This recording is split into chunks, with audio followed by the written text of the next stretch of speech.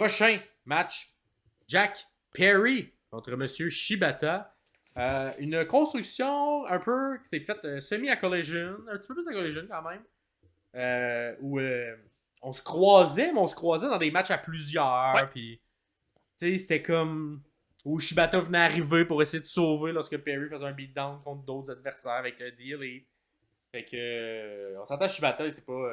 Je trouve qu'il a quand même trouvé une bonne gimmick là, avec le téléphone qui fait la traduction. Oui. Pour avoir des moments micro qui sont drôles, sympathiques, mais il peut pas nous faire une promo de 10 minutes qui nous explique quel point il aime lutter parce que c'est pas sa langue maternelle. Fait que, écoute, ça ressemble à. T'as-tu d'autres choses, ton bord, au niveau de la Non, j'ai rien perçu, j'ai rien vu d'autre dans la construction, plus qu'on s'est croisés quelques fois depuis quelques mois. On se tape un peu sur les nerfs, puis le match-up pourrait être excellent, ça pourrait donner un bon match. C'est tout. C'est tout ce que j'ai comme build-up, là. Ouais. Au niveau du match en tant que tel, ça peut être le fun. Je pense que oui. Perry veut pas, mais un petit peu déçu avec son match contre Bryan lors du dernier pay-per-view. Ouais. Fait que là, c'est un autre un peu légende in-ring en Shibata. C'est peut-être le temps, c'est ça, de monter le niveau puis de nous montrer que c'est pas parce que t'es heel puis que tu luttes en heel que t'es obligé de lutter de façon, je vais pas dire lâche dans le personnage, mais lâche dans le travail à donner dans le ring. J'ai l'impression que c'est un peu ça qu'il nous a donné contre Bryan. C'est peut-être ça qu'il voulait nous donner aussi pour aller chercher ce heat-là.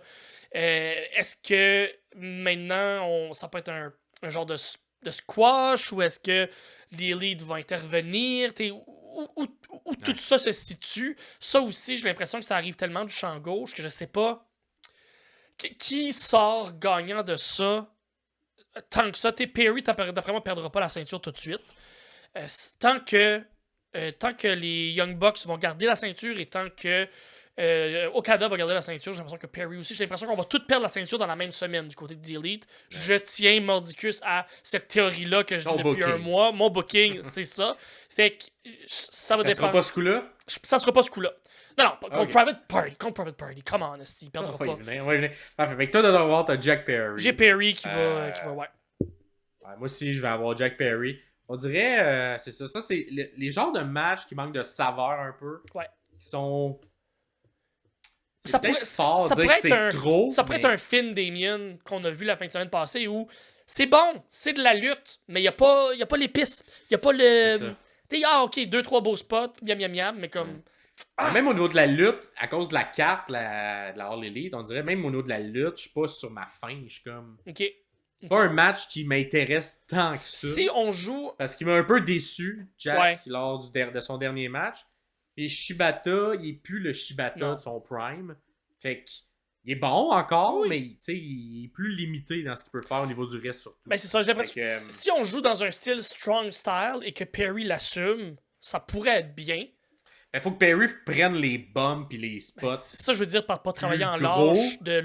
En gagnant. Oui. Il faut falloir qu'il mette son corps. Puis je pense qu'il est capable de le faire. C'est juste que. C'est ça. J'ai l'impression que ça. C'est ça. On va voir. Peut-être qu'il va me regagner, mais. C'est un petit peu perdu, M. Perry, dans le dernier mois. Puis on a encore un personnage qui est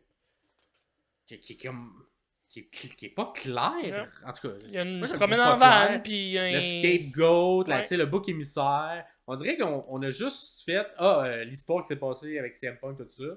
C'est rendu ça ton personnage, mais on continue pas à l'écrire par en avant. On fait juste s'asseoir sur ce qui s'est fait dans le passé, mais je suis comme, il est pas, il est pas bouc émissaire nulle part. Non, il est plus. Qui vit. Jamais. La seule fois qu'il a fait ça, c'est quand il a reçu un genou dans la face de Bryan, où là, il avait l'air un peu bouc émissaire, mais je suis comme, même à ça, il est pas mis dans des situations où on le pitch en dessous du boss, là. Alors qu'on pourrait faire une histoire qu'on construit comme ça avec qu'on le pitch littéralement en dessous de son boss.